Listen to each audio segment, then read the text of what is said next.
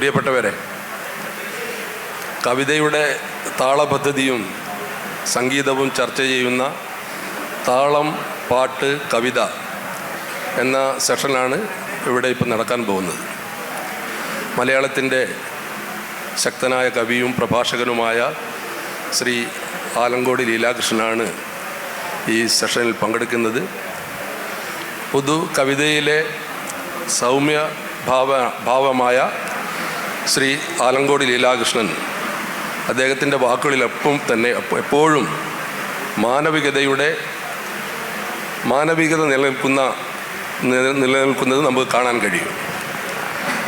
ആലങ്കോട് ലീലാകൃഷ്ണനെ ഈ സെഷനിലേക്ക് സ്നേഹത്തോടെ സ്വാഗതം ചെയ്യുന്നതോടൊപ്പം തന്നെ ഒട്ടേറെ ബഹുമതികൾ ഏറ്റുവാങ്ങിയ ഒരു പ്രമുഖ കവി കൂടിയാണ് ആലങ്കോട്. ഈ അടുത്ത ദിവസം പത്മപ്രഭ പുരസ്കാരം വാങ്ങിയത് നമ്മൾ കണ്ടതാണ്. അദ്ദേഹത്തെ സവിനയം ഈ ചടങ്ങിലേക്ക് ഈ സെഷനിലേക്ക് ഞാൻ സ്വാഗതം ചെയ്യും. ഈ ഒരു സെഷൻ നിയന്ത്രിക്കുന്നത് KP സീന ടീച്ചർ അവരുകളാണ്. അവരെയും ഹൃദയപൂർവ്വം ഈ ചടങ്ങിലേക്ക് സ്വാഗതം ചെയ്യട്ടെ. ഈ ഒരു ചടങ്ങിന് നന്ദി പ്രകാശിപ്പിക്കുന്നത് C കുമാരൻ അവരുകളാണ്. അദ്ദേഹത്തെയും ഹൃദയപൂർവ്വം സ്വാഗതം ചെയ്യുന്നു. സാന്നിധ്യം കൊണ്ട് ഈ ചടങ്ങ് സമ്പുഷ്ടമാക്കാൻ ഇവിടെ എത്തിയ എല്ലാവരെയും ഹൃദയപൂർവ്വം സ്വാഗതം ചെയ്തുകൊണ്ട് ഇത് നിയന്ത്രിക്കാൻ വേണ്ടി സീന ടീച്ചർ അവരോട് അഭ്യർത്ഥിക്കുന്നു.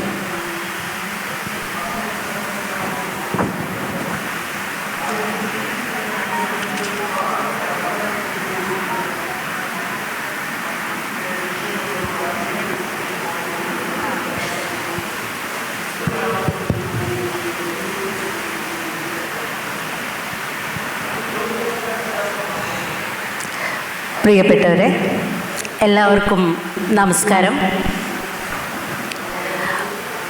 മലയാള കവിതാലോകത്തേക്ക് ധാരാളം കാവ്യ സമാഹാരങ്ങളും അതേപോലെ പഠന ഗ്രന്ഥങ്ങളും സംഭാവന ചെയ്ത നമ്മുടെ പ്രിയപ്പെട്ട കവി ആലങ്കോട് ലീലാകൃഷ്ണൻ ഇവിടെ താളം പാട്ട് കവിത എന്ന വിഷയത്തെ ആസ്പദമാക്കിയാണ് സംസാരിക്കുന്നത്.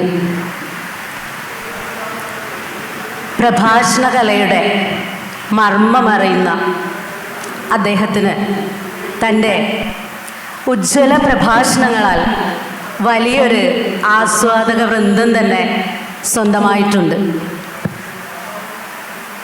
താളം പാട്ട് കവിത എന്ന ഈ ഒരു സെഷനിലൂടെ മലയാള കവിതയുടെ വികാസ പരിണാമങ്ങളെക്കുറിച്ച് അദ്ദേഹം സംസാരിക്കുമെന്ന് നമുക്ക് പ്രത്യാശിക്കാം.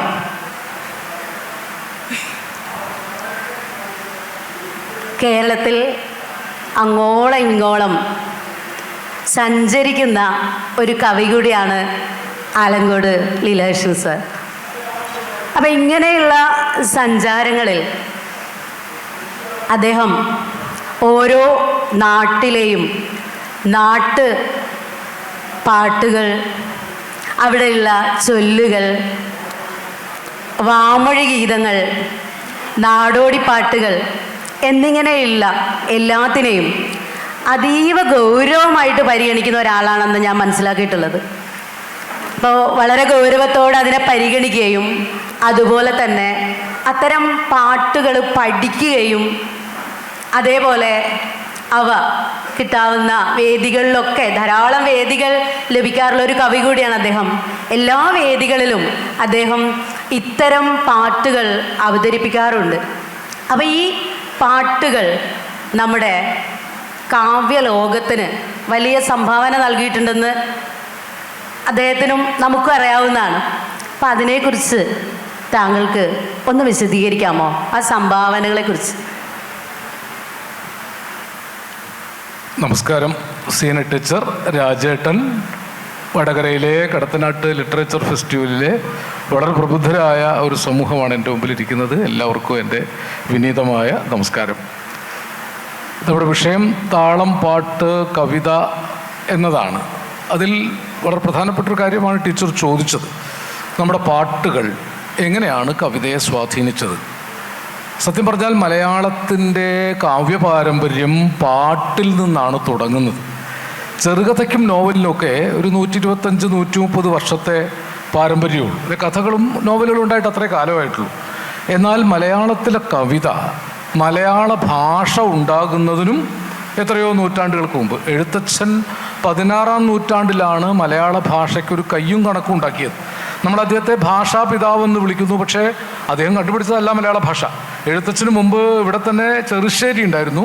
ലക്ഷണമൊത്ത മലയാളത്തിലാണ് അദ്ദേഹം കൃഷ്ണഗാഥയൊക്കെ എഴുതിയിട്ടുള്ളത്. ചെറുശ്ശേരി വടകരക്കാരനാണെന്നൊരു ഒരു വർത്തമാനമുണ്ട്. ഇവിടെ ഒരിക്കൽ ഒരു സ്ഥലം കണ്ടുപിടിച്ച് ഞാനിവിടെ വന്നിരുന്നു, അവിടെ അവാർഡൊക്കെ കൊടുക്കാൻ വേണ്ടി. കോലത്തിരി വടക്കേ മലബാറിലാണെന്നു, അതുകൊണ്ട് ആ വിഷയത്തിൽ ഇപ്പോൾ കിടക്കുന്നില്ല. അപ്പം എഴുത്തച്ഛന് മുമ്പ് തന്നെ കാവ്യ പാരമ്പര്യം മലയാളത്തിലുണ്ട്. തീർച്ചയായും സീന ടീച്ചർ പറഞ്ഞതുപോലെ കേരളത്തിലുടനീളമുള്ള ഗ്രാമാന്തരങ്ങളിൽ സഞ്ചരിക്കുമ്പോൾ നമുക്ക് വലിയ പാട്ടു പാരമ്പര്യങ്ങൾ 1200-ഉം 1500-ഉം വരെ പഴക്കമുള്ള, കൊല്ലം പഴക്കമുള്ള പാട്ടു പാരമ്പര്യങ്ങൾ കാണാം. അതിൽ തെളി മലയാളം ഉള്ളതുണ്ട്. മലയാളവും ചെന്തമിഴും പ്രാദേശിക മൊഴിഭേദങ്ങളും കലർന്ന പാട്ടുകളുണ്ട്. സത്യത്തിൽ മധ്യകാല കവിത പാട്ടിലാണ് തുടങ്ങുന്നത്. മധ്യകാലത്ത് പാട്ടും കവിതയും തമ്മിൽ വലിയ വ്യത്യാസമില്ല. രാമചരിതകാരൻ ശ്രീരാമകവി രാമകഥ പാട്ടാണ് എഴുതിയത്. കൃഷ്ണപ്പാട്ടാണ് ചെറുശ്ശേരി എഴുതിയത്. കൃഷ്ണഗാഥ കൃഷ്ണപ്പാട്ടാണ്. കിളിപ്പാട്ടാണ് എഴുത്തച്ഛൻ എഴുതിയത്. തുള്ളൽ പാട്ടാണ് കുഞ്ചൻ നമ്പ്യാർ എഴുതിയത്. പാനപ്പാട്ടാണ് പൂന്താന നമ്പൂതിരി എഴുതിയത്. മാപ്പിളപ്പാട്ടാണ് മോയിൻകുട്ടി വൈദ്യർ എഴുതിയത്. അപ്പം മധ്യകാല കവിതയിൽ പാട്ടുവഴക്കങ്ങളായിരുന്നു കവിതയുടെ ഭാഗമായിട്ട് നിന്നത്. നമ്മൾ ഇന്ന് കാണുന്ന വൃത്തനിഷ്ഠമായ, വൃത്തം ലംഘിച്ച, വൃത്തത്തിലല്ല ഇപ്പോൾ കവിതകൾ പലതുള്ളത്, താളത്തിൽ പോലുമല്ല. നമ്മൾ പറയുന്ന സോക്കോൾഡ് താളം അല്ലേ, നമ്മൾ ഇങ്ങനെ കൈകൾ പിടിക്കാവുന്ന താളമല്ല, പക്ഷെ അതിനൊരു താളമുണ്ട്. ഇപ്പോൾ കൽപ്പറ്റ മാഷൊക്കെ എഴുതുന്ന കവിതകളിൽ ഭാഷയുടെ ഒരു ആന്തരിക താളമുണ്ട്. മലയാള ഭാഷയ്ക്കൊരു താളമുണ്ട്.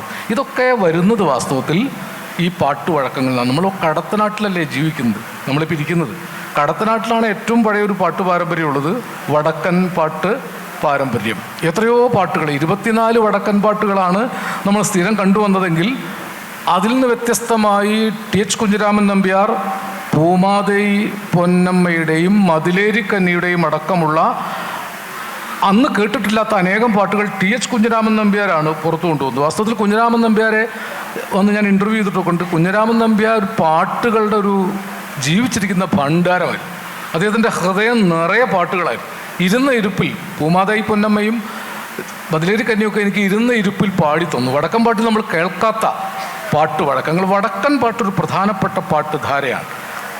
തെക്കൻ പാട്ടുകൾ, ഇരവിക്കുട്ടിപ്പിള്ള പടത്തലവനെ കുറിച്ചുള്ള പാട്ടുകളടക്കം തെക്കൻ പാട്ടുകൾ, 2 പ്രധാനപ്പെട്ട പാട്ടുധാരകൾ വടക്കേ മലബാറിലും തെക്കൻ തിരുവിതാംകൂറിലുമായിട്ട് ഉണ്ടായിരുന്നു.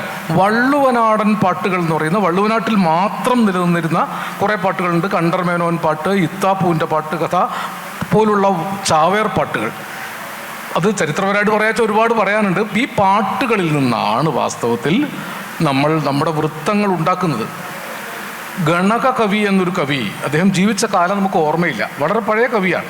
ഗണക കവിയുടെ വരികളാണ്: ചന്ദന തണലൂടെ മന്ദമാരുതമേറ്റ് ഇന്ദീഷ പാടി വരും സുന്ദരി കിളിപ്പെണ്ണെ.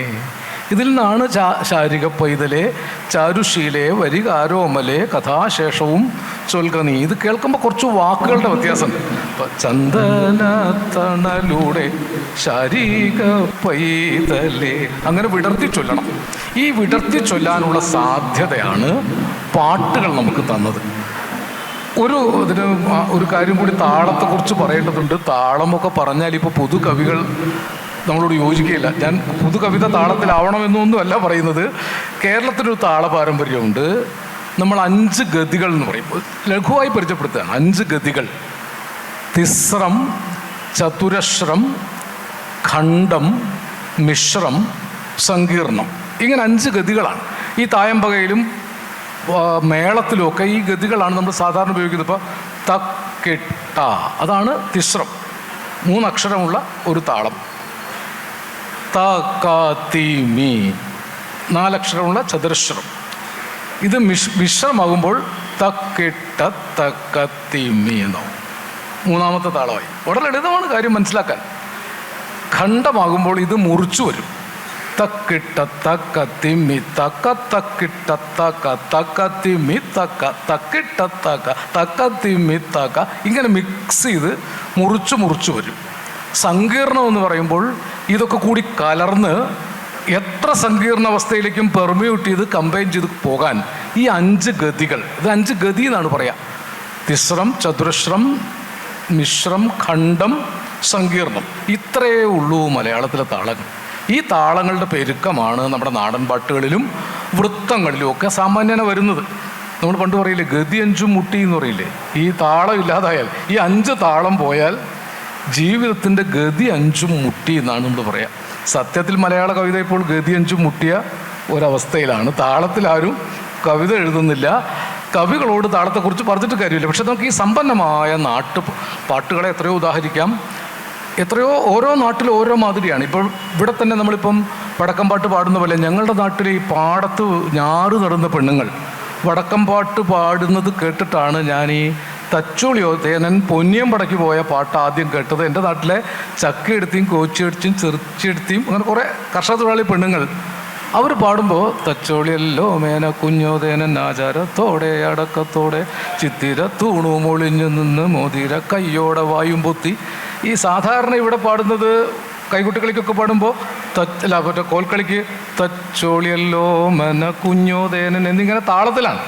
എൻ്റെ നാട്ടിലെ കർഷക തൊഴിലാളി പെണ്ണുങ്ങൾ തച്ചോളിയല്ലോ മേന കുഞ്ഞോ തേനൻ എന്നാണ് പാടുന്നത്. അപ്പം ഞാനിത് നിരീക്ഷിച്ചപ്പോൾ എനിക്ക് മനസ്സിലായൊരു കാര്യം, ഇവർ പാടുന്നത് ഞാറ് നടുമ്പോഴാണ്. ഒരു കയ്യിൽ ഒരു മുടി ഞാറെടുത്ത് കുഞ്ഞു നിന്ന് ഒരു നുരി ഞാറ് കണ്ടത്തിൽ അമർത്തും. തച്ചോളിയല്ലോ മേന കുഞ്ഞോദേനൻ ആചാരത്തോടെ അടക്കത്തോടെ ചിത്തിരത്തൂണി. ഈ അമർത്തുന്ന സ്ഥലത്ത് അവരുടെ തൊരമ്പാട്ടിൻ്റെ താളം സ്വാഭാവികമായിട്ട് വരുന്നതാണ്. അപ്പം ഈ നാടൻ പാട്ടുകളൊക്കെ തന്നെയും പല തൊഴിലുകളുമായി ബന്ധപ്പെട്ടത്. ഞാൻ ആദ്യമായിട്ട് ഈ പാക്കനാർ പാട്ട് കേൾക്കുന്നത് പനമ്പ് നെയ്യുന്ന സ്ത്രീകൾ. പനമ്പ് എന്ന് പറഞ്ഞാൽ മുള കൊണ്ട് ചീളുണ്ടാക്കി, ഇവിടെ അറിയാമോ പരമ്പ് എന്ന് പറഞ്ഞാൽ അറിയാമോ? നെല്ലൊക്കെ ചിക്കി ഉണക്കാൻ പായ പോലെ ഉണ്ടാക്കുന്ന മുളയുടെ ഒരു ജോലിയാണ്. അത് നെയ്യാണ് ചെയ്യുക. അവിടെ അവർ നെയ്യുമ്പോൾ പാടുന്നൊരു പാട്ടായിട്ടാണ് 16-ാം നൂറ്റാണ്ടിന് മുമ്പിലുണ്ടായിരുന്ന പാട്ടാണെന്നാണ് പാക്കനാർ പാട്ടിനെ കുറിച്ച് പറയുന്നത്. ആ പാട്ട് നിങ്ങൾക്കറിയാം, ഇപ്പോൾ കലാഭവൻ മണിയൊക്കെ പാടി വളരെ പ്രശസ്തമാണ്. തെന്താനേ താനാ തന്ന തെന്താനം താനാ തെന്താനേ താനാ തന്ന തെന്താനം താനാ രയ്യരയ്യം തക രയ്യരയ്യം തക രയ്യരെ രയ്യരെ രയ്യരയ്യം. ആദിയില്ലല്ലോ ലന്തമില്ലല്ലോ ലക്കാലം പോയ യുഗത്തിൽ. ആദിയില്ലല്ലോ ലന്തമില്ലല്ലോ ലക്കാലം പോയ യുഗത്തിൽ. രയ്യരയ്യം തക രയ്യരയ്യം തക രയ്യരെ രയ്യരെ രയ്യരയ്യം. ഇരുളുമില്ലല്ലോ വെളിവുമില്ലല്ലോ ലക്കാലം പോയി ആ യുഗത്തിൽ. ഇരുളുമില്ലല്ലോ വെളിവുമില്ലല്ലോ ലക്കാലം പോയി ആ യുഗത്തിൽ. വെള്ളമില്ലല്ലോ വെളിച്ചമില്ലല്ലോ ലക്കാലം പോയി ആ യുഗത്തിൽ. വെള്ളമില്ലല്ലോ വെളിച്ചമില്ലല്ലോ ലക്കാലം പോയി ആ യുഗത്തിൽ. ഒച്ചയില്ലല്ലോ ലോശയില്ലല്ലോ ലക്കാലം പോയി ആ യുഗത്തിൽ. ഒച്ചയില്ലല്ലോ ലോശയില്ലല്ലോ ലക്കാലം പോയി ആ യുഗത്തിൽ. ചെന്നിരിക്കാൻ മണ്ണുമില്ല പറന്നു പറ്റാൻ മരങ്ങളില്ല. ഭൂമിയമ്മേ ഭൂമിയമ്മേ നല്ല വാതിലു തുറക്ക വേണം. ആദിയോളം നൂലു ചെന്നയ്യപ്പൻ താണൊരുണ്ടയ്യപ്പൻ നൂല് കണ്ടേ. ആദിയോളം നൂലു ചെന്നയ്യപ്പൻ താണൊരുണ്ടയ്യപ്പൻ നൂല് കണ്ടേ. തെക്കന്നം കാറ്റടിച്ചേ ഒരു തെങ്കാറ്റടിച്ചേ. വടക്കന്നം കാറ്റടിച്ചേ ഒന്ന് വീശിയടിച്ചേ. പാതിമൊട്ട വിണ്ടുപൊട്ടി കീഴുലോകം പൂകിയല്ലോ. പാതിമൊട്ട വിണ്ടുപൊട്ടി മേലുലോകം പൂകിയല്ലോ. നീണ്ട പാട്ടായത്.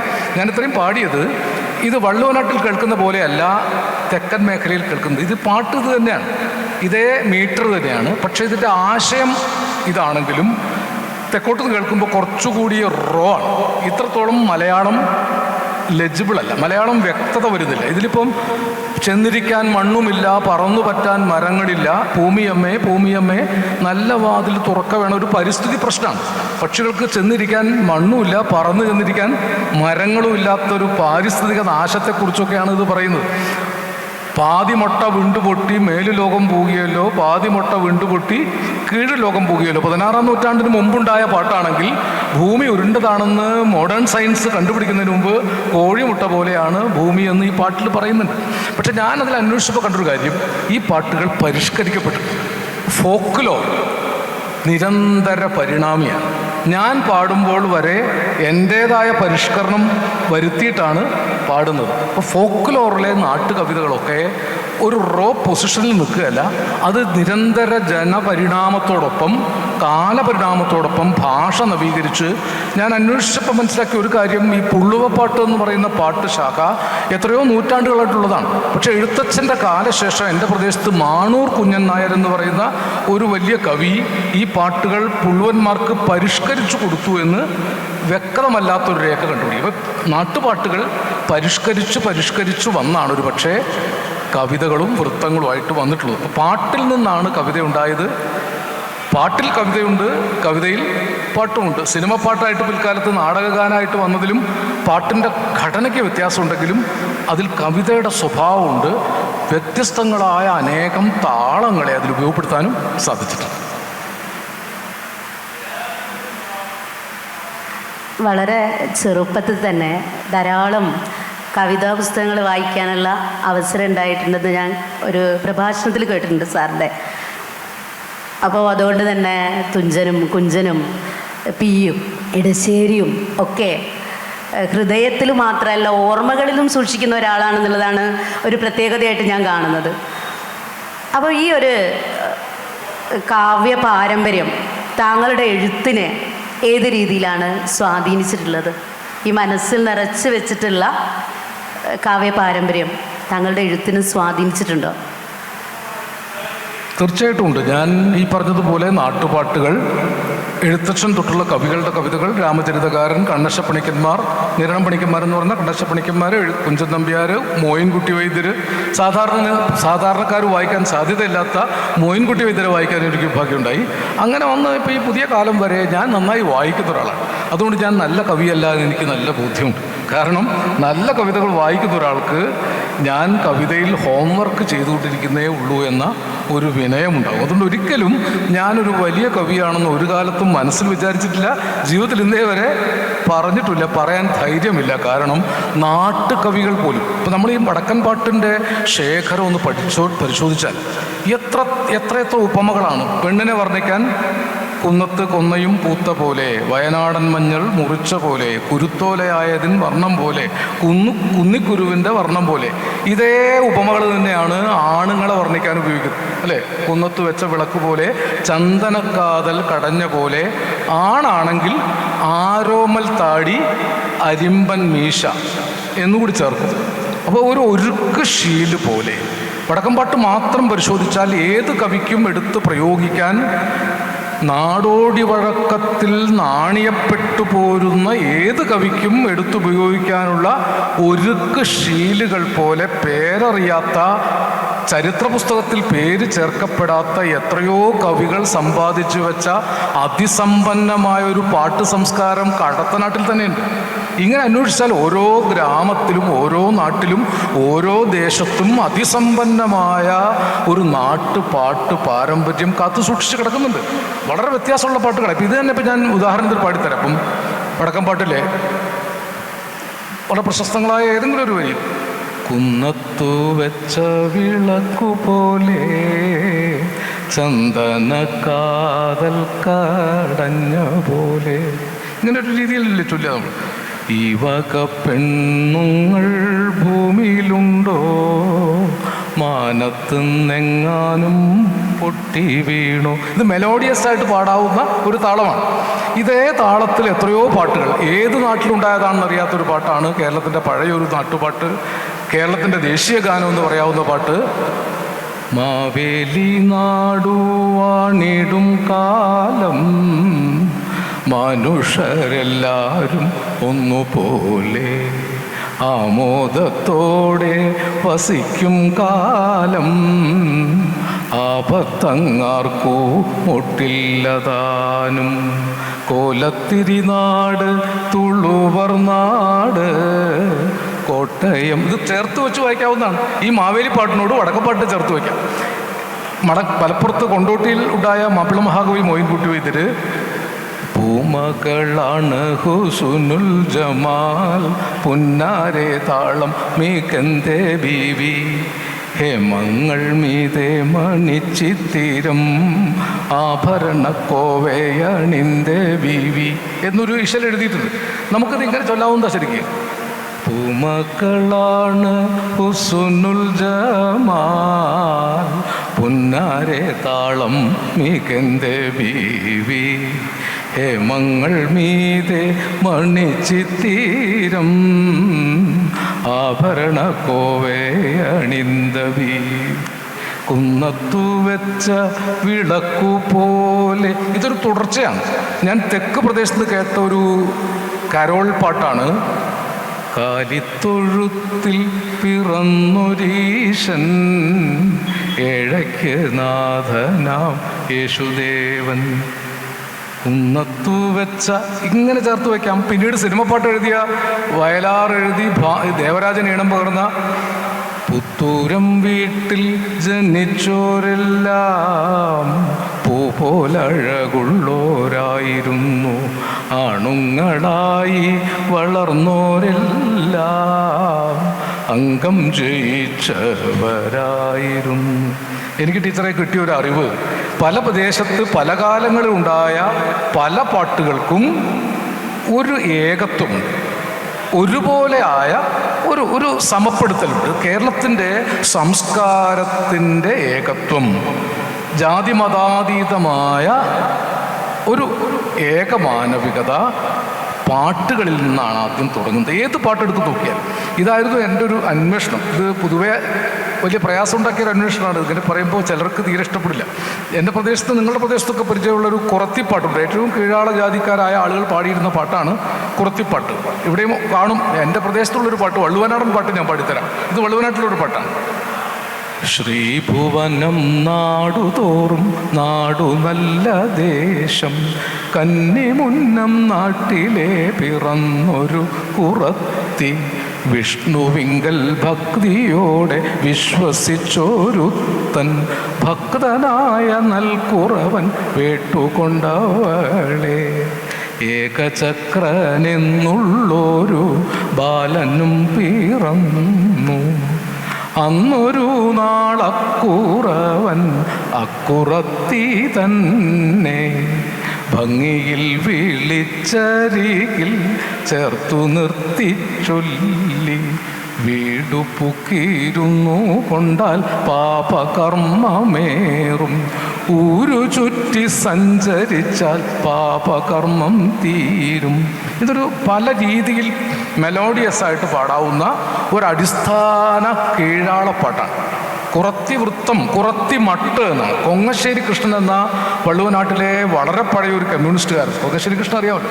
കൊങ്ങശ്ശേരി കൃഷ്ണേട്ടൻ ഒരു പാട്ട് എഴുതിയത് വർഷങ്ങൾക്ക് ശേഷം എനിക്ക് കാണിച്ചു തന്നത് ONV കുറുപ്പ് സാറാണ്. ONV കുറുപ്പ് സാറ് കുറത്തിപ്പാട്ടിൻ്റെ വൃത്തം ഉപയോഗിച്ച ഒരാളാണ്. അപ്പം എന്നോട് പറഞ്ഞു, നിങ്ങളുടെ നാട്ടിൽ നിന്നാണ് എനിക്കതിൻ്റെ മാതൃക. കൊങ്ങശ്ശേരി കൃഷ്ണൻ്റെ ഒരു കാവ്യമുണ്ട്.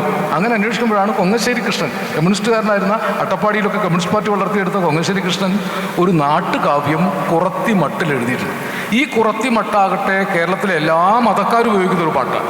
മാപ്പിളപ്പാട്ടുണ്ടല്ലോ, കുറത്തി ഞാനും ഒന്നു പെറ്റാൽ 10 പെറ്റ മേനി, ഫാത്തിമാബി 10 പെറ്റാൽ 1 പെറ്റ മേനി. അതുമാത്രമല്ല, താമര പൂങ്കാവനത്തിൽ താമസിക്കുന്നോളെ പഞ്ചവർണ്ണ പൈങ്കിളിയിൽ പങ്കിറങ്ങുള്ളോളെ. അങ്ങനെയാണോ അത് പാടിയത്? അല്ലല്ലോ. താമര, അത് മട്ട് വേറൊരു മട്ടിലാണ് പാടിയത്. അടിസ്ഥാനപരമായിട്ട് കുറത്തി മട്ടാണ്. വേറെയുണ്ട്. ചിച്ചിലെന്നും ചിലച്ചിലെന്നും കാൽപദത്തിൻ്റെ ഓശ കേട്ടി മാമലിയാർ പിന്തിരിഞ്ഞു നോക്കി. റമലാബികൊന്നും പാടുന്നത് അങ്ങനെയല്ല.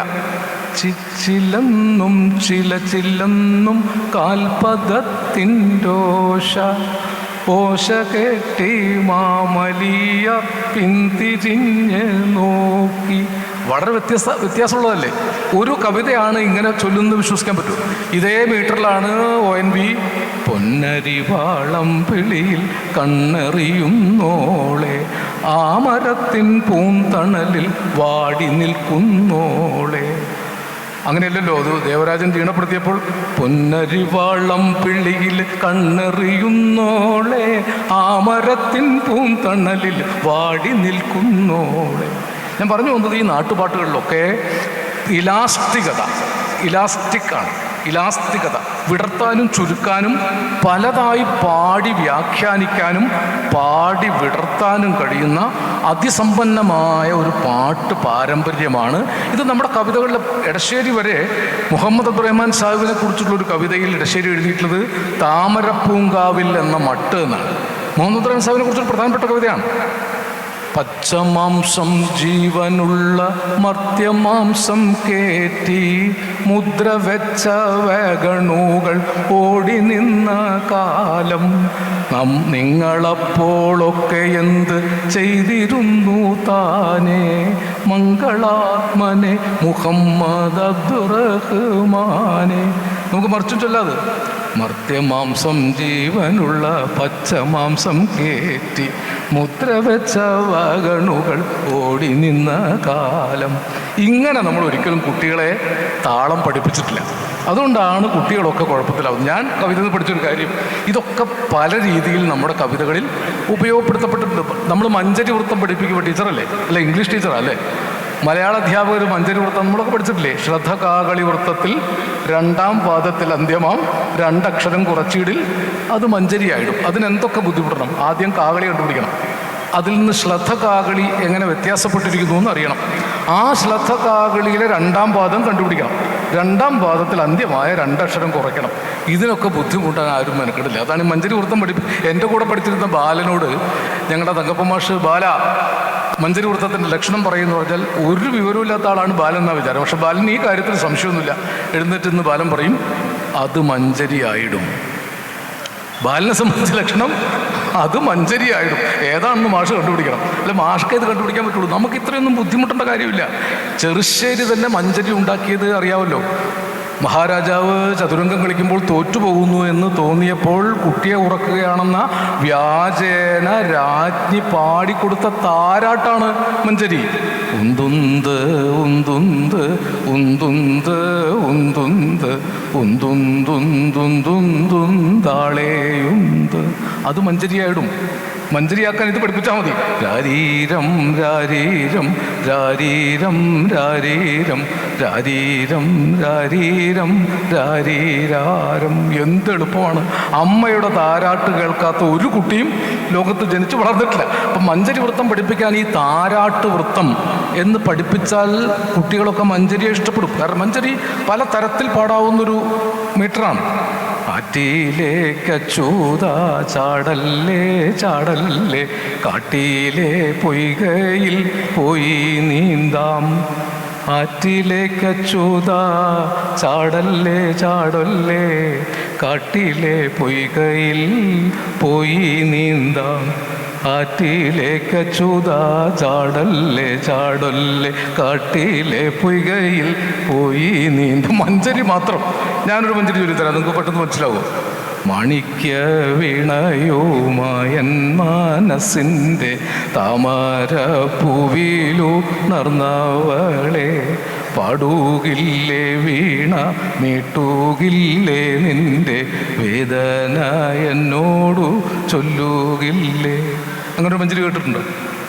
ഈ മഞ്ചരി തന്നെയാണ് മാണിക്യ വീണയുമായൻ മനസ്സിൻ്റെ താമര പൂവിലുണർന്നവളെ, പാടുകില്ലേ വീണമീട്ടുകില്ലേ നിന്റെ വേദന എന്നോട് ചൊല്ലുകില്ലേ. ഇത്ര വലിയ സാധ്യതയാണ് മഞ്ചരി.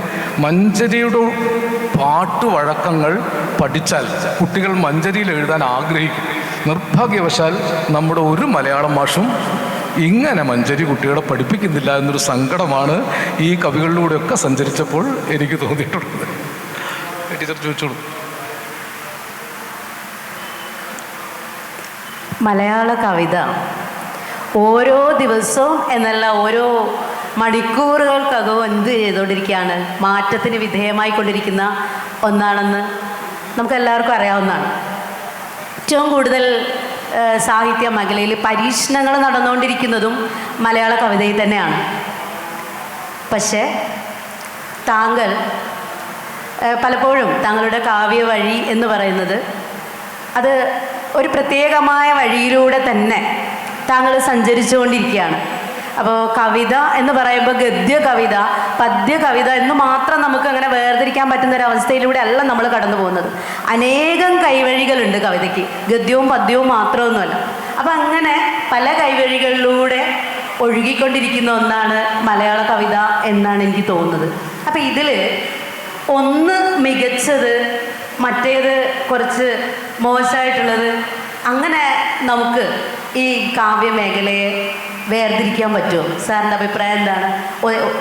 ഒരു കാവ്യശാഖ, അപ്പം അത് പദ്യത്തിൻ്റെത്, അത് ഏറ്റവും മികച്ചതാണ്.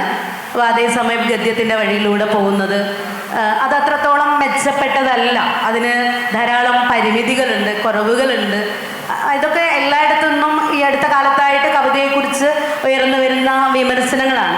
സാറിൻ്റെ തന്നെ ഒരു സംഭാഷണത്തിൽ ഞാൻ കേട്ടിട്ടുണ്ട്, പച്ചക്കറി വാങ്ങിക്കാൻ വേണ്ടിയിട്ട് ഒരാൾ ലിസ്റ്റുമായിട്ട് പോയിട്ട് അത് അബദ്ധത്തിൽ പ്രസിദ്ധീകരണശാലയിലേക്ക് എത്തിയാൽ ചിലപ്പോൾ അതും ആധുനിക കവിതയായിട്ട് അച്ചടിക്കപ്പെടാറുണ്ട് എന്നൊക്കെ.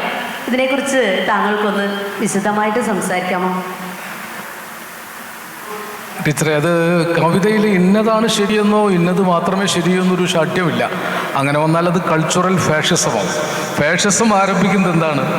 ഞാൻ കൊണ്ടു നടക്കുന്നത് മാത്രമാണ് ശരി എന്ന് പറയുന്നിടത്ത് ഫാഷിസം ആരംഭിക്കും. അപ്പോൾ ഈ വഴിയിൽ മാത്രമേ എഴുതാവൂ എന്ന് പറയുന്നത് ഒരു കൾച്ചറൽ ഫാഷിസമാണ്. ഒരിക്കലും ഫാഷിസ്റ്റ് ആവരുത് എന്ന് ആഗ്രഹിക്കുന്ന ഒരാളായതുകൊണ്ട് ഈ ജനാധിപത്യ രീതികളൊക്കെ അംഗീകരിച്ച ഒരാളാണ്. പക്ഷെ അതിലെന്താ വെച്ചാൽ നമുക്ക് ഇതുകൂടെ മനസ്സിലാക്കാനൊരു മനസ്സുണ്ടായാൽ, സത്യത്തിൽ ഈ ഗദ്യം നമ്മുടെ ഭാഷയ്ക്കൊരു താളമുള്ളത് കൊണ്ട് ഗദ്യമായിട്ടല്ല, നോക്കൂ, ഇതു തരിക തക തക്കിട എന്നൊരു താളം അതിലുണ്ട്. ഇവിട വരിക തകിട തകിട. മലയാള ഭാഷയ്ക്ക് അടിസ്ഥാനപരമായ ഒരു താളമുണ്ട്. അപ്പം അതുകൊണ്ട് ഗദ്യത്തിൽ എഴുതിയാലും അത് താളത്തിലായിരിക്കും. നമ്മുടെ കൽപ്പറ്റ മാഷ് ഇവിടെ ഉണ്ട്. കൽപ്പറ്റ മാഷിൻ്റെ പല ഗദ്യ കവിതകളും ഒരു താളമുള്ള കവിതകളാണ്. KG ശങ്കരപ്പിള്ളയുടെ കൊച്ചിത്തുറമുഖം മുതൽ തൃക്കാക്കര വരെ വഴി ഉള്ള വഴി ഒരു നേർരേഖ പോലെ വിശ്വാസം നിറഞ്ഞതായിരുന്നു.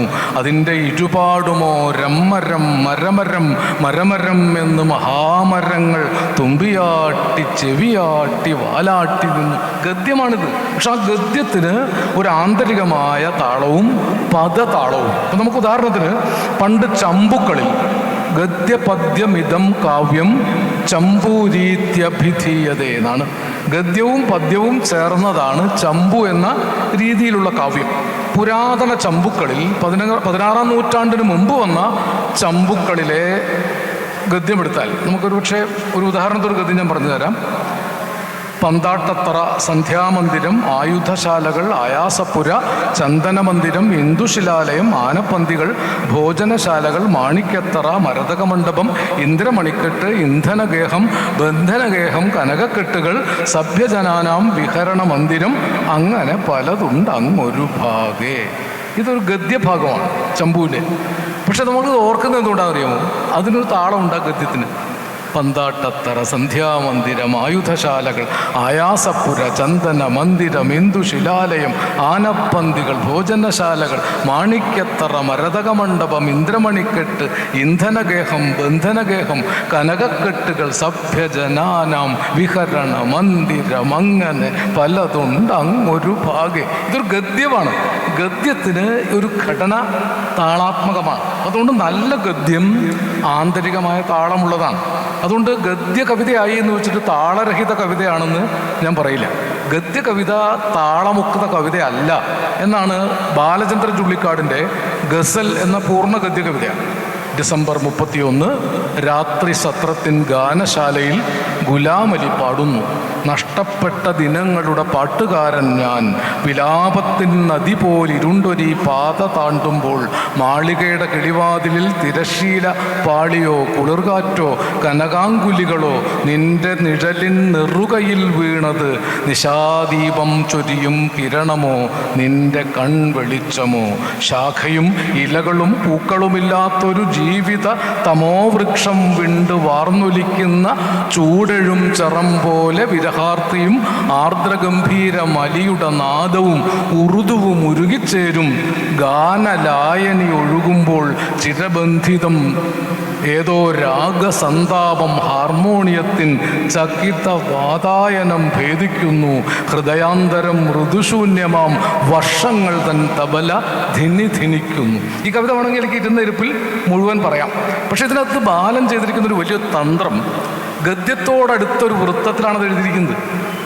ശാഖയുമിലകളും പൂക്കളുമില്ലാത്തൊരു ജീവിത തമോ വൃക്ഷം വിണ്ടുവാർന്നൊലിക്കുന്ന, അങ്ങനെ ചൊല്ലാവുന്നതാ.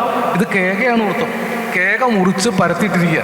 അപ്പോൾ താളം വാസ്തവത്തിൽ എല്ലാ കവിതയിലും ഉണ്ട്. നമ്മൾ തെറ്റിദ്ധരിക്കുകയാണ്, താളം ഇല്ലാത്തതാണ് ഗദ്യം. ഗദ്യ കവിത എഴുതിയവർ താളമില്ലാത്തവരാണെന്ന് പറയുന്ന രീതിയോടാണ് ഞാൻ വിയോജിക്കുന്നത്. അതും ഇല്ലാത്ത കവിതയാവും. അപ്പം കവിത എന്താണ്? എനിക്ക് ഊണ് കഴിക്കണം, അത് കവിതയാവും. എനിക്കൊരു ചായ തരൂ, അത് കവിതയാവും. എനിക്കൊന്ന് മൂത്രമൊഴിക്കണം, ഇത് കവിതയാവുന്നില്ലല്ലോ. ആണോ? ഇത് കവിതയാണോ? എനിക്ക് അറിഞ്ഞൂടാ. അങ്ങനെയാണെങ്കിൽ എല്ലാം കവിതയാണെന്ന് ഞാൻ പറയാം. ഇത് കവിതയായിട്ട് സമൂഹം അംഗീകരിക്കാത്തതുകൊണ്ടാണ്. ഇതൊരു നോർമൽ സ്റ്റേറ്റ്മെൻറ്റാണ്. കവിത ഡീവിയേഷൻ ഫ്രം ദ നോമാണ്. നോർമലിൽ നിന്ന് ഭാഷ കൊണ്ടോ സങ്കല്പം കൊണ്ടോ ആശയം കൊണ്ടോ എന്തെങ്കിലും ഘടന കൊണ്ട് ഒരു ഡീവിയേഷനുള്ള വാക്കിൻ്റെ പ്രയോഗത്തെയാണ് നമ്മൾ കവിത എന്ന് പറയുന്നത്. അപ്പോൾ കവിത എന്ന് പറയുന്നത് സാധാരണ വ്യവഹാരത്തിൽ നമ്മൾ വർത്തമാനം പറയുന്നതൊക്കെ കവിതയാണെങ്കിൽ എല്ലാവരും കവികളല്ലേ? അല്ലേ? എല്ലാവരും കവികളാവുന്നതിൽ എനിക്ക് വിരോധമൊന്നുമില്ല. പക്ഷേ അതിനൊരു മാനദണ്ഡം. ഇപ്പോൾ സംഗീതം, ഇപ്പോൾ വി ടി മുരളി ഇവിടെ ഇരിക്കുന്നു. വി ടി മുരളി പാടുന്നത് പോലെ എനിക്ക് പാടാൻ പറ്റാത്തതുകൊണ്ടാണ്. വി ടി മുരളി സംഗീതം പഠിച്ച് ഗാനഭൂഷണവും ഗാനപ്രവീണവും ഒക്കെ പാസ്സായി രാഗാധിഷ്ഠിതമായി വരികളെ പാടാനറിയുന്ന ഒരു പാട്ടുകാരനായതുകൊണ്ടാണ്. എനിക്കങ്ങനെ പാടാൻ പറ്റില്ല. അപ്പം അതുകൊണ്ട് ഈ സവിശേഷ സിദ്ധി പരിശീലിക്കാൻ വി ടി മുരളി 8-10 കൊല്ലം പഠിപ്പിട്ടു. പിന്നീട് കേരള മാസ്റ്റർ വീട്ടിൽ കൊടുത്ത് എത്രയോ കാലം പഠിച്ചു. കവിത എഴുതാൻ മാത്രം ഒരു പരിശീലനവും വേണ്ട എന്ന് വരുന്നതിലൊരു അഭിപ്രായ വ്യത്യാസമുണ്ട്. കാരണം കവിത എഴുതാൻ ചുരുങ്ങിയ പക്ഷം പൂർവ്വകവികളെ വായിക്കുക എന്ന പരിശീലനമെങ്കിലും ഉണ്ടാവണം. അങ്ങനെ ഉണ്ടായാൽ ഒരു കവിയും പൂർണ്ണ സ്വതന്ത്രനായിട്ടുണ്ടാവില്ല. കാരണം ആ കവിതയുടെ പല പ്രയോഗങ്ങളാണ്. പിന്നെ അതുകൊണ്ട് എനിക്ക് കവിതയെക്കുറിച്ച് അങ്ങനത്തെ ആരെക്കുറിച്ച് ആക്ഷേപമുള്ള ഒരാളല്ല. എല്ലാവരും കവികളാവണമെന്ന് ആഗ്രഹമുള്ള ഒരാളാണ്. പക്ഷേ കവിതയ്ക്കൊരു ദീർഘകാലത്തെ 1200-1500 കൊല്ലത്തെ പാരമ്പര്യമുണ്ട്. ഒരു കഥാകൃത്തിനും നോവലിസ്റ്റിനും മനസ്സിലാക്കാൻ പറ്റുന്നതിനേക്കാൾ കൂടുതൽ നേരത്തെ പറഞ്ഞ നാട്ടുകവിതകളുടെ എണ്ണമറ്റ പാരമ്പര്യങ്ങൾ. ഞാൻ പറയാൻ വിട്ടുപോയത്, ഈ മോയിൻകുട്ടി വൈദ്യരാണ് മലയാളത്തിൽ അതുവരെ ഇല്ലാത്ത താളങ്ങളൊക്കെ കൊണ്ടുവന്നു, അല്ലേ? മോയിൻകുട്ടി വൈദ്യർക്ക് മുമ്പ് മലയാളത്തിൻ്റെ പല പാട്ട് പാരമ്പര്യങ്ങളുണ്ട്. മോയിൻകുട്ടി വൈദ്യർ ഒന്നും കൂടെ ചെയ്തു. നമ്മളൊരിക്കലും അത് പഠിക്കാറില്ല. ഈ അറബി വൃത്തശാസ്ത്രങ്ങളോട് നേരിട്ട് ബന്ധപ്പെട്ട വൃത്തങ്ങളെ എടുത്ത് മലയാള കവിതകൾ എഴുതി. എത്രയോ ഇശലുകൾ. മോയിൻകുട്ടിയുടെ ഓരോ ഇശലും വൈദ്യരുടെ ഓരോ ഇശലും വ്യത്യസ്തമായൊരു താള പാഠപുസ്തകമാണ്. നേരത്തെ ഞാൻ പൂമകളാണ് ചൊല്ലി, അല്ലാതെ ഇഷ്ടം പോലെ. തടകി മണ്ണത്തെ സമയത്തിൽ ഉടനവനെത്തി മനതുള്ളിൽ സരസിജ മുറ്റേ മധുരത്തേൻ ഉസുനുൽ ജമാല അവളുടെ തരമഹതൊക്കെ മറന്നിടും എന്ന തുടഹാലാൽ. അതുവരെ അങ്ങനൊരു താളം മലയാളത്തിലില്ല. കണ്ടാറക്കട്ടും വെണ്ടാരുളൊത്തക്കത്തുണ്ടതിലുണ്ടാനേ ഉരുത്തി കഹനിലുദിത്ത ഖമർ പൊൽ മുഖം കത്തി ലങ്കി മറിന്താനേ. അങ്ങനെ താളം ഒരു വർക്ക് അതിനു മുമ്പില്ല. അപ്പം മുരളിക്കറിയാം മെലോഡിയസ് ആയിട്ട് പാടാവുന്ന എന്നാൽ നല്ല ചടുല താളമുള്ള അനേകം ഇശലുകളുണ്ടല്ലോ, ഇല്ലേ? എത്രയോ ഇശലുകളുണ്ട്. പൊയ്യേ എനിക്കുണ്ട് പയ്യൽ പീറായത്തിൽ ഒത്തൊരു മീത്ത് കള്ളിത്തും കൊണ്ട് ഒരുവൻ ഉറ്റൊരു വാക്ക് ഞാൻ തെറ്റിടാതെ അയ്യവൻ നാമത്തെ മൊയ്യും സൈനു തുജർ ആമേയൻ നാമം നസീമത്തെൻറും നാങ്കൾ കാശേയും വൻ വിശ്വാസം തന്നിൽ അരശൻ നേക്കാഹെന്നെ പിരിശത്തിൽ ചെയ്യുവാനും ആടും ദീനം വീട് കൂടുവാനും ദിവസം ആശയിൽ നീ ചെയ്യിച്ചോഷ വീശി ഉരയുമഗ്ന നീട്ടി പാടാവുന്നതാണ്. ഞാൻ പറയുന്നത് കാവ്യ ചർച്ചകളിലൊന്നും മോയിൻകുട്ടി വൈദ്യർ നൽകിയ ഈ സംഭാവനകളെ കുറിച്ച് നമ്മൾ പഠിക്കുന്നില്ല. അങ്ങനെ എത്രയോ ആളുകൾ, മോയിൻകുട്ടി വൈദ്യർ മാത്രമൊന്നുമില്ല, എണ്ണമറ്റ കവികൾ ഉണ്ടാക്കി തന്ന എണ്ണമറ്റ താളപ്പെരുക്കങ്ങളുടെ പെർമ്യൂട്ടേഷൻ കോമ്പിനേഷൻ്റെ അനന്ത സാധ്യതകളാണ് ഓരോ മലയാള കവിയുടെയും മുമ്പിലുള്ളത്. അത് മനസ്സിലാക്കാൻ മലയാള കവികൾ മെനക്കെടുന്നില്ല എന്നൊരു ഖേദമല്ലാതെ എനിക്ക് ആരെക്കുറിച്ചും പരാതിയില്ല. അതൊരു പ്രധാനപ്പെട്ട ജോലിയാണ്. ഈ ഒരു എന്ത് പഠിക്കുമ്പോഴും നമ്മുടെ പൈതൃകം എന്താണ് എന്ന് അന്വേഷിക്കേണ്ട ഒരു ബാധ്യതയാണ്. അത് പുതിയ കാലത്ത് നമുക്ക് ലഭ്യമാകുന്നില്ല. അതാണ് പരാതി. ഇപ്പോൾ സംസാര മധ്യേ ക്ലാസ് മുറികളിലാണ് കവിത മരിക്കുന്നത് എന്ന രീതിയിൽ സാർ പറഞ്ഞിട്ടുണ്ടായിരുന്നു. അധ്യാപകർ, കവിത പഠിപ്പിക്കുന്ന അധ്യാപകരാണ് പുതിയ തലമുറയെ കവിതയിൽ നിന്ന് അകറ്റുന്നത് എന്ന ഒരു സ്റ്റേറ്റ്മെൻറ്റ് സാറിൻ്റെ ഒരു പ്രഭാഷണത്തിൽ ഞാൻ മുമ്പ് കേട്ടിട്ടുണ്ട്. അപ്പോൾ ആ ഒരു എന്തൊക്കെ കാര്യങ്ങളാണ് കുറച്ചുകൂടെ അധ്യാപകർക്ക് ക്ലാസ് മുറിയിൽ ചെയ്യാൻ പറ്റുക എന്നുള്ളത് സാറിൻ്റെ ഒരു അഭിപ്രായം അതൊന്ന് പറയാമോ? ഞാനൊരു കുറ്റപ്പെടുത്തലായിട്ട് പറഞ്ഞതല്ല. അതായത് നമുക്ക് ഇത്രയേറെ താളപ്പെരുക്കങ്ങളും ഒരു കവിത ക്ലാസ്സിൽ പഠിപ്പിക്കുമ്പോൾ ഞങ്ങളെയൊക്കെ മാഷന്മാർ ചൊല്ലി പഠിപ്പിച്ചു, പാട്ട് പോലെ ചൊല്ലിത്തരും. അപ്പം നമുക്ക് ചങ്ങമ്പുഴയെ മാത്രം എടുക്കാം. കുഞ്ചൻ നമ്പ്യാരെയാണ് ആദ്യം പഠിക്കേണ്ടത്. ഇത്രയേറെ താളങ്ങളെ ഉപയോഗപ്പെടുത്തിയ ഒരു കവി കുഞ്ചൻ നമ്പ്യാരെ പോലെ വേറെ ഇല്ല. എഴുത്തച്ഛൻ പോലും പരിമിതമായ താളങ്ങളെ ഉപയോഗപ്പെടുത്തിയുള്ളൂ. ചെറുശ്ശേരി ഒരൊറ്റ വൃത്തമാണ് ഉപയോഗിച്ചിട്ടുള്ളത്. പാനവൃത്തമാണ് പൂന്താൻ ഉപയോഗിച്ചു. കുഞ്ചൻ നമ്പ്യാർ മർമ്മതാളം തൊട്ട് എണ്ണമറ്റ താളങ്ങൾ, ഈ മർമ്മതാളമൊക്കെ നേരത്തെ പറഞ്ഞ തക്കിട്ടത്തക്കത്തിമ്മിയുടെ ഒരു സങ്കീർണ പ്രയോഗമാണ്. മർമ്മതാളത്തിലൊക്കെ വരികൾ നമുക്കിപ്പോൾ വായിച്ചാലും അത്ഭുതം തോന്നും. അത് ഒരു സംഗീതത്തിന് പോലും ചെയ്യാൻ പറ്റാത്തത്ര താളത്തിൽ എഴുതിയവരാണ്. അതുപോലെയാണ് ചങ്ങമ്പുഴയുടെ കവിത പഠിപ്പിക്കുമ്പോൾ നമുക്ക് ഒരു ചൊല്ലുവഴി തന്നെ ചങ്ങമ്പുഴ പല മീറ്ററിലുള്ള കവിതകൾ എഴുതി. അപ്പം ചങ്ങമ്പുഴ ഉദ്ദേശിച്ച് എഴുതിയതാവില്ല. ഇപ്പം 11 അക്ഷരമുള്ള കവിതയും 13 അക്ഷരമുള്ള കവിതയും ഒരേ ചൊല്ലുവഴി ചൊല്ലാവുന്നത്. അപ്പം ഉദാഹരണത്തിന് ഇതൊക്കെ പഠിപ്പിക്കുമ്പോൾ നമുക്ക് ചെയ്യാവുന്നൊരു കാര്യമാണ്. തളിരും മലരും തരുപ്പടർപ്പും തണലും തണുവണി പുൽപ്പടർപ്പും കളകളം പെയ്തു പെയ്തങ്ങുമിങ്ങും ഇളകിപ്പറക്കുന്ന പക്ഷികളും പരിമൃദു കല്ലോല വീണമീട്ടി പതറിപ്പതഞ്ഞു പോം ചോലകളും ഒരു നല്ല ചിത്രം വരച്ച പോലെ വരി വരി നിൽക്കുന്ന കുന്നുകളും പരശത സസ്യവിധാനിതമാം പല പല താഴ്വര തോപ്പുകളും പവിഴക്കതിർക്കൂല ചാർത്തണിഞ്ഞ പരിചഴും നെൽപ്പാട വീഥികളും ഇടയൻ്റെ പാട്ടിൽ അലിഞ്ഞൊഴുകും തടിനിയും താമര പൊയ്കകളും. ഇങ്ങനെ ചൊല്ലിക്കൊടുത്താൽ രമണൻ നമ്മുടെ മനസ്സിലുണ്ടാക്കുന്ന ഒരു രമണീയത ഉണ്ട്. ആ കവിത കേൾക്കാൻ പഠിക്കാൻ ഉണ്ടാവുന്ന ഇതേ മീറ്ററിലാണ്, അക്ഷരം കൂടുതലാണ്. 13 അക്ഷരമുള്ള ഒരു കവിതയും ചങ്ങമ്പുഴ എഴുതിയിരിക്കുന്നത് വേറൊരു മീറ്ററിൽ എഴുതിയതാണ്. നമുക്ക് ഈ ചൊൽവഴി ചൊല്ലാം.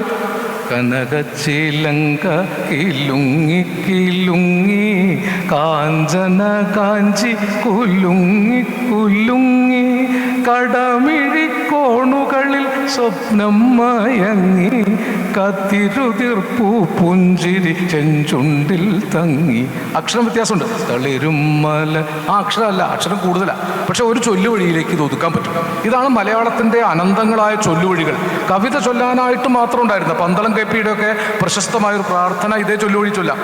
അഖിലാണ്ട മണ്ഡലം അണിയിച്ചൊരുക്കി അതിനുള്ളിലാനന്ദ ദീപം കൊളുത്തി പരമാണു പൊരുളിലും സ്ഫുരണമായി മിന്നും പരമപ്രകാശമേ ശരണം നീ എന്നും. ഇതൊരു ചൊല്ലുവഴികളുടെ സംസ്കാരമാണ്. മലയാളത്തിന് തനതായ അനേകം ചൊല്ലുവഴികളുണ്ടായിരുന്നു.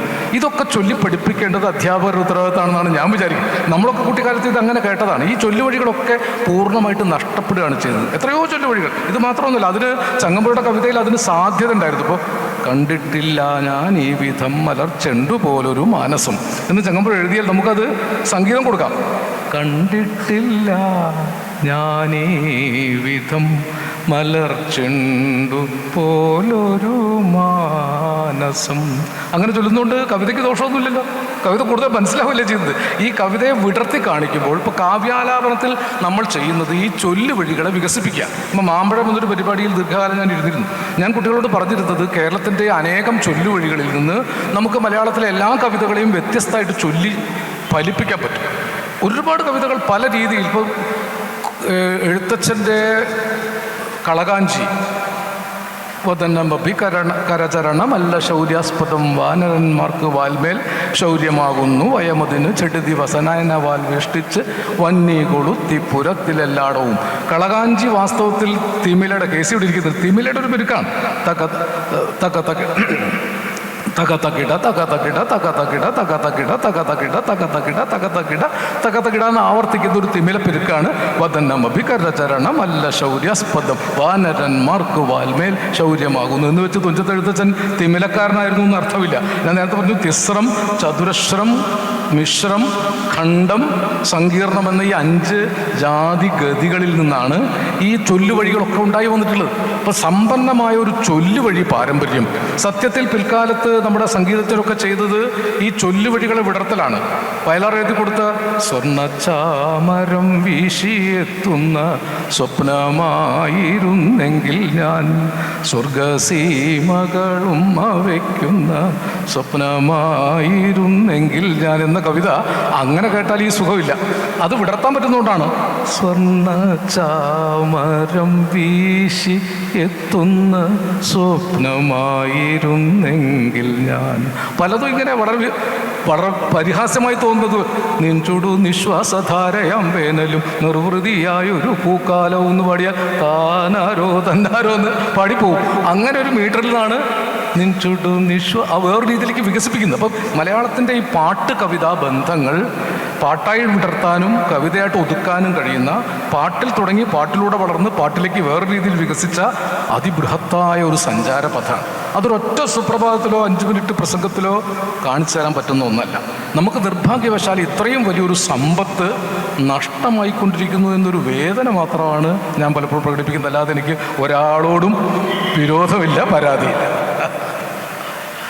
ഹാരിസ് മാഷ് സമയത്തെക്കുറിച്ച് ഓർമ്മിപ്പിക്കുന്നുണ്ട്. അപ്പോൾ അതിൻ്റെ മുമ്പിൽ സാറിൻ്റെ ഒരു കവിത പോലും ഇവിടെ ചൊല്ലിയിട്ടില്ല. അപ്പോൾ നേരത്തെ സംസാരിച്ച സമയത്ത് കുറത്തി താളത്തെക്കുറിച്ച്, ജിപ്സികൾ എന്നുള്ളൊരു കവിതയുടെ ആ ഒരു താളം സാധാരണ എഴുതിയ കവിതയിൽ നിന്ന് വ്യത്യസ്തമായൊരു ഭാവവും രൂപവും ഒക്കെയുള്ള കവിതയാണ് ജിപ്സികൾ. സാറിന് ആ കവിത ഒന്നുകൂടെ ചൊല്ലാൻ പറ്റും? തീർച്ചയായും. ജിപ്സികൾ ഒരു തോറ്റത്തിൻ്റെ വഴിയിലാണ് ഞാൻ ചൊല്ലാറുള്ളത്. അതൊരു മീറ്ററിലുള്ള കവിതയാണ്, പക്ഷെ ഞാൻ ആ മീറ്ററിലല്ല അത് ചൊല്ലാറുള്ളത്. പണ്ട് മാവുകൾ പൂക്കുന്ന കാലത്ത് കണ്ണിമാങ്ങകൾ പെയ്ത മൈതാനത്ത് ലാടവൈദ്യവും ലൊട്ടുലൊടുക്കുമായി നീളെ തമ്പടിക്കാറുണ്ട് ജിപ്സികൾ. പണ്ട് മാവുകൾ പൂക്കുന്ന കാലത്ത് കണ്ണിമാങ്ങകൾ പെയ്ത മൈതാനത്ത് ലാടവൈദ്യവും ലൊട്ടുലൊടുക്കുമായി നീളെ തമ്പടിക്കാറുണ്ട് ജിപ്സികൾ. ചെക്ക് വംശജരല്ല, സ്ലോവക്കല്ല, ദിക്ക് തെണ്ടും ബൊഹിമിയക്കാരല്ല. എങ്കിലും നാട്ടുപേരവർക്കുണ്ടായി ജിപ്സികൾ, വംശമറ്റ നാടോടികൾ. എത്തിയേടത്ത് തമ്പടിച്ചും കിരിയാത്ത കാഞ്ഞിരം, വേപ്പ്, കുറുന്തോട്ടി കണ്ടതൊക്കെയും ഔഷധമാക്കി കണ്ട വൈദ്യത്തിൽ വ്യാധികൾ മാറ്റിയും കട്ടിവെല്ലം പറങ്കി മാങ്ങച്ചാറിലിട്ട് വാറ്റുന്ന താവരം മോന്തിയും ആമയെ ചുട്ടു തിന്നും കവണയാൽ കക്കയെപ്പോലും എറ്റി വീഴ്ത്തി തിന്നും കാട്ടുജന്മങ്ങൾ നാടാറുമാസത്തിനാട്ടവും പാട്ടുമായി വന്ന നാളുകളിൽ കാട്ടുതേൻ മകിഴം പൂവ് കന്മദം നാട്ടുചന്തയിൽ കാനനവാണിഭം. എത്തിയിടത്ത് തമ്പടിച്ചും കിരിയാത്ത കാഞ്ഞിരം, വേപ്പ്, കുറുന്തോട്ടി കണ്ടതൊക്കെയും ഔഷധമാക്കി കണ്ട വൈദ്യത്തിൽ വ്യാധികൾ മാറ്റിയും കട്ടിവെല്ലം പറങ്കി മാങ്ങച്ചാറിലിട്ട് വാറ്റുന്ന താവരം മോന്തിയും ആമയെ ചുട്ടുതിന്നും കവണയാൽ കാക്കയെപ്പോലും എറ്റി വീഴ്ത്തി തിന്നും കാട്ടുജന്മങ്ങൾ നാടാറുമാസത്തിനാട്ടവും പാട്ടുമായി വന്ന നാളുകളിൽ കാട്ടുതേൻ മകിഴം പൂവ് കന്മദം നാട്ടുചന്തയിൽ കാനനവാണിഭം.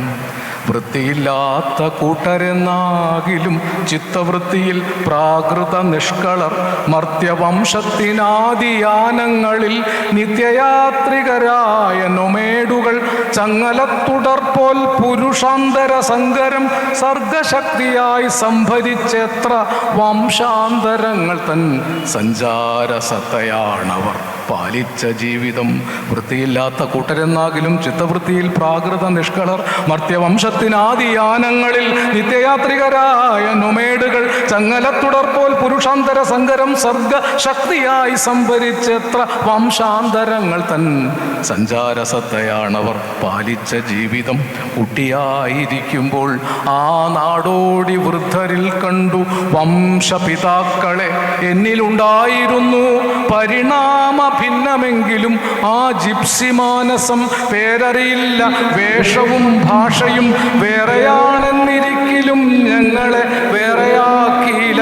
വംശത്തുടർച്ചയിൽ ഊരു ചുറ്റുന്ന പ്രേമാർദ്ര ജാഗരം. കുട്ടിയായിരിക്കുമ്പോൾ ആ നാടോടി വൃദ്ധരിൽ കണ്ടു വംശപിതാക്കളെ. എന്നിലുണ്ടായിരുന്നു പരിണാമ ഭിന്നമെങ്കിലും ആ ജിപ്സി മാനസം പേരറിയില്ല. വേഷവും ഭാഷയും വേറെയാണെന്നിരിക്കലും ഞങ്ങളെ വേറെയാക്കിയില്ല. വംശത്തുടർച്ചയിൽ ഊരു ചുറ്റുന്ന പ്രേമാർദ്ര ജാഗരം. കാലമേറെ കടന്നുപോയി, ഗ്രാമീണ പാഠശാലകൾ ഭാഗം പിരിഞ്ഞുപോയി.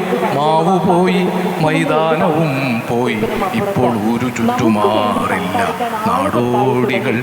എങ്കിലും മാവു പൂക്കുന്ന കാലത്ത് കണ്ണിമാങ്ങ ചുണ ചേർന്ന ജീവനിൽ നെഞ്ച് കെട്ടുന്നൊരോർമ്മ തൻ വിങ്ങലിൽ വന്ന് തമ്പടിക്കാറുണ്ട് ജിപ്സികൾ.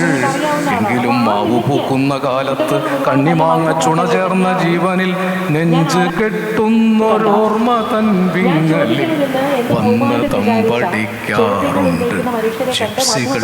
ഇങ്ങനെ ചൊല്ലുവഴി സാധ്യമാണ്. ഒരേ സമയത്ത് തോറ്റം പോലെയും അതേ സമയത്ത് ഒരു വൃത്തമാണ്. ആ വൃത്തത്തിൽ നിന്നുകൊണ്ടാണ് ഇങ്ങനെ ആലപിക്കുന്നത്. അതൊരു സാധ്യതയാണ്. എത്ര മണിക്കൂറുകൾ സംസാരിച്ചാലും തീരാത്തത്രയും കാവ്യസമ്പത്ത് ഉള്ളിലുള്ള ഒരാളാണ് നമ്മളോടൊപ്പം ഉള്ളത്. പക്ഷെ സമയം പരിമിതമാണ്. ഈ ഒരു അതിമനോഹരമായ ഒരു സായാഹ്നം നമുക്ക് സമ്മാനിച്ചതിന് അദ്ദേഹത്തോടെ എത്ര നന്ദി പറഞ്ഞാലും മതിയാവില്ല. ഇനി ഓഡിയൻസിന് ഒന്നോ രണ്ടോ പേർക്ക് ചോദ്യം ചോദിക്കാനുള്ള ഒരവസരമാണെന്നാണ് നിങ്ങൾക്ക് തീർന്നു എന്ന് തോന്നുന്ന, ഇനി ആരെയും ആശ്രയിക്കാനില്ല എന്ന് തോന്നുന്ന സമയത്ത് എന്നെ വിളിക്കണം, ഞാൻ അവിടെ ഉണ്ടാകും. രണ്ട് പെൺകുഞ്ഞുങ്ങളിൽ ഒരാളാണ്. എൻ്റെ ഫേസ്ബുക്കിൻ്റെ ബയോയിൽ പോലും ഞാൻ അങ്ങനെയാണ് എഴുതിയിരിക്കുന്നത്. ആ അർത്ഥത്തിലാണ് ഞാൻ എന്നെ വിശേഷിപ്പിക്കാറുമുള്ളത്. ആ നിലയ്ക്ക് മനുഷ്യൻ്റെ അവസാന അത്താണി എന്ന പ്രതീക്ഷയോടെ എന്നെ താരപരിവേഷമുള്ള വ്യക്തി എന്നെ നോക്കിക്കുന്നതിനേക്കാൾ സംഗീതം പെയ്തിറങ്ങിയ മനോഹരമായൊരു സെഷൻ.